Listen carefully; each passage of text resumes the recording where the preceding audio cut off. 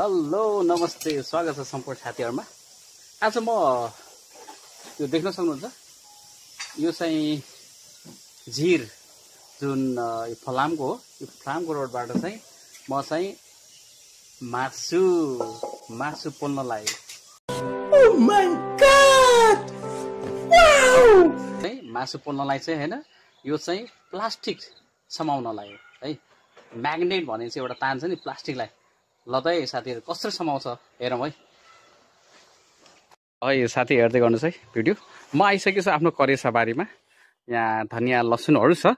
अब हामी चाहिँ डिटेक्ट गर्दैछु प्लास्टिक कहाँ छ त, झिल्लीहरु कहाँ छ त, फोहोरहरु हैन। अहिलेसम्म भेटेको छैन। देख्न सक्नुहुन्छ कता छ त यो अब सागहरुमा। ल है साथीहरु हेरौँ है कहाँ छ त। हेर्नुस् है यो प्लास्टिक यसरी समाउँछ है। देख्नुभयो त प्लास्टिक यसरी समाउँछ।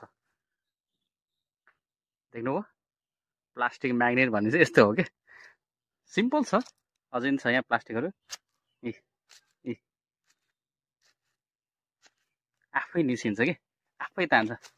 देख्न सक्नुहुन्छ यो चाहिँ मेरो करेसा बारीमा। यसरी चाहिँ हामीहरु घरमै भएको तारले प्लास्टिक म्याग्नेट बनाउन सक्छौं र सफा राम्ररी इजिली गर्न सक्छौं। देख्न सक्नुहुन्छ कति धेरै समय हाल्यो त एकैछिनमा डिटेक्ट गरेर एकैछिनमा कति धेरै प्लास्टिक तान्यो त यो म्याग्नेटले। यो चाहिँ म प्लास्टिक म्याग्नेट भन्छु है। टाइम पनि लागेन, एकैछिनमा बनिहाल्यो। यसलाई भन्छ प्लास्टिक म्याग्नेट। अब यसलाई चाहिँ हामी फोहोर फाड्ने ठाउँमा बोरा झोला या कहाँ फाल्छ फाल्न सक्छौं।